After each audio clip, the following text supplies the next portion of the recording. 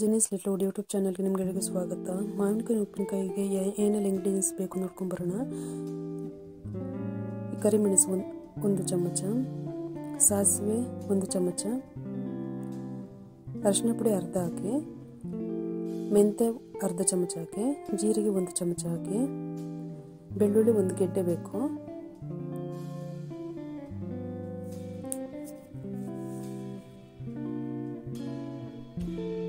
ಆಮೇಲೆ ಮೆಣಸಿನಕಾಯಿನ ಒಂದು ಖಾರದ ಮೆಣಸಿನಕಾಯಿನ ಒಂದು 100 ಗ್ರಾಮಷ್ಟು ಒಂದು ಸೇರಿಸ್ಕೊಳ್ಳಿ. ಅದಕ್ಕೆ ಬ್ಯಾಡಗಿ ಮೆಣಸಿನಕಾಯಿನೂ ಸೇರಿಸ್ಕೊಳ್ಳಿ, ಕಲರು ಚೆನ್ನಾಗಿ ಬರುತ್ತೆ. ಇಲ್ಲ ಖಾರ ಜಾಸ್ತಿ ಬೇಡ ಅಂದರೆ ಉಪ್ಪಿನಕಾಯಿಗೆ ಖಾರ ಇದ್ರೇ ಅದು ರುಚಿ ಜಾಸ್ತಿ ಕೊಡುತ್ತೆ. ಇಷ್ಟೆಲ್ಲ ಹಾಕಿಬಿಟ್ಟು ಇದು ಮೆಂತೆ ಇದೆಯಲ್ಲ, ಇದನ್ನು ಫಸ್ಟಿಗೆ ಒಂಚೂರು ಹುರ್ಕೊಂಡ್ಬಿಟ್ಟು ಡ್ರೈ ಆಗಿ ಹುರ್ಕೋಬೇಕು. ನೀರು ಮಾತ್ರ ಬಿಸಿನೀರನ್ನ ಕಾದಿ ಆರಿಸಿದ ನೀರನ್ನೇ ಹಾಕಬೇಕು ಗ್ರೈಂಡ್ ಮಾಡಬೇಕಾದ್ರೆ.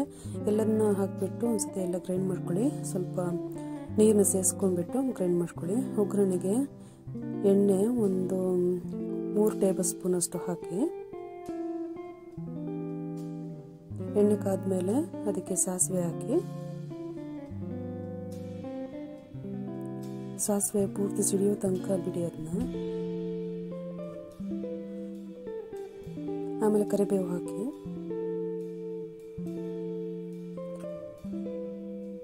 ಆಮೇಲೆ ನೀವೇನು ರುಬ್ಬಿಟ್ಕೊಂಡಿದ್ದೀರಲ್ಲ ಅದನ್ನೆಲ್ಲ ಹಾಕಿಬಿಟ್ಟು ಚೆನ್ನಾಗಿ ಕೈ ಆಡಿಸಿ ಅದಕ್ಕೆ.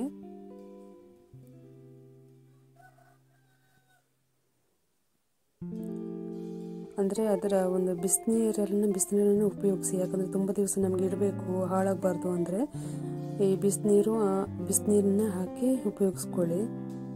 ಅದು ಚೆನ್ನಾಗಿ ನುಣ್ಣಗೆ ರುಬ್ಕೋಬೇಕು. ಈ ಥರ ಕೈ ಆಡಿಸ್ತಾ ಇರಿ. ತುಂಬ ಸಿಂಪಲ್ಲಾಗಿ ತುಂಬ ಟೇಸ್ಟಿಯಾಗಿರುತ್ತೆ ಇದು ಮಾತ್ರ. ಒಂದ್ಸತಿ ಟ್ರೈ ಮಾಡಿ ಫ್ರೆಂಡ್ಸ್ ಮನೆಯಲ್ಲಿ. ಆಮೇಲೆ ತೆಗೆದ್ಬಿಟ್ಟು ಇದು ಮಾವಿನಕಾಯಿನ ಉಪ್ಪಲ್ಲಿ ಹಾಕಿ ಇಟ್ಟಿರ್ತೀವಲ್ಲ ಅದನ್ನು ಈ ಥರ ನಿಮಗೆ ಬೇಕಾದರೆ ಅದನ್ನು ಕಟ್ ಮಾಡಿ ಇಟ್ಕೋಬೋದು. ಯಾವ್ಯಾವ ಶೇಪ್ ಬೇಕು ಅಂದರೆ ನಾವು ಉಪ್ಪಲ್ಲಿ ಹಾಕಿ ಇಟ್ಟಿದ್ವಿ. ಅದಕ್ಕೆ ಈಗ ಇನ್ನು ರುಬ್ಬಿರುವಂಥ ಈಗ ಮಸಾಲೆ ಹಾಕಿ ರೆಡಿ ಮಾಡಿದ್ವಲ್ಲ ಅದನ್ನು ಹಾಕಿ ಮಿಕ್ಸ್ ಮಾಡ್ಕೊಳ್ಬೇಕು. ನಿಮಗೆ ಖಾರ ಹೇಗಿದೆ, ಉಪ್ಪು ಬೇಕಾ ಇನ್ನೂ ಅಂದರೆ ಅದನ್ನು ಅಲ್ಲಿಗೆ ಅಡ್ಜಸ್ಟ್ ಮಾಡಿಕೊಂಡು ಸೇರಿಸ್ಕೊಂಡ್ಬಿಡಿ.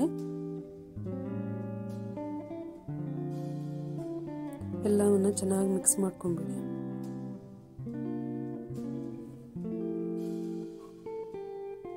ಮಾತ್ರ ಕೈಯಲ್ಲಿ ಮಾಡೋಕ್ಕೆಲ್ಲ ಹೋಗ್ಬಿಡಿ. ನೀಟಾಗಿ ಒಂದು ಸ್ಪೂನ್ ಇಟ್ಕೊಂಡು ಮಾಡ್ಕೊಂಡ್ಬಿಡಿ. ಅದು ತುಂಬ ವರ್ಷಗಟ್ಟಲೆನೂ ಇಡ್ಬೋದು, ಏನು ತೊಂದರೆ ಆಗಲ್ಲ. ಆಮೇಲೆ ಒಂದು ಗಾಜಿನ ಬಾಟ್ಲಿಗೆ ಹಾಕಿ ಅದನ್ನು ಸ್ಟೋರ್ ಮಾಡಿಡಿ. ಗಾಜಿನ ಬಾಟ್ಲಿ ಅಷ್ಟೇ, ಅದು ನೀಟಾಗಿ ತೊಳೆದ್ಬಿಟ್ಟು ಅದ್ರ ನೀರು ಇರಬಾರ್ದು, ನೀರು ಇಲ್ದಂಗೆ ಒರೆಸ್ಬಿಟ್ಟು ಚೆನ್ನಾಗಿ ಅದರೊಳಗಡೆ ಹಾಕಿಬಿಟ್ಟು ಶೇಖರಿಸಿ ಇಟ್ಕೊಂಡ್ಬಿಡಿ. ಎಷ್ಟು ವರ್ಷ ಆದರೂ ಅದು ಕೆಡೋದೇ ಇಲ್ಲ. ಈ ರೆಸಿಪಿ ಏನಾದರೂ ನಿಮಗೆ ಇಷ್ಟವಾಗಿದ್ದರೆ ದಯವಿಟ್ಟು ಲೈಕ್ ಮಾಡಿ, ಶೇರ್ ಮಾಡಿ, ಸಬ್ಸ್ಕ್ರೈಬ್ ಮಾಡಿ. ಇನ್ನಷ್ಟು ರೆಸಿಪಿಗಳನ್ನು ನಾನು ಅಪ್ಲೋಡ್ ಮಾಡ್ತೀನಿ. Thank you so much.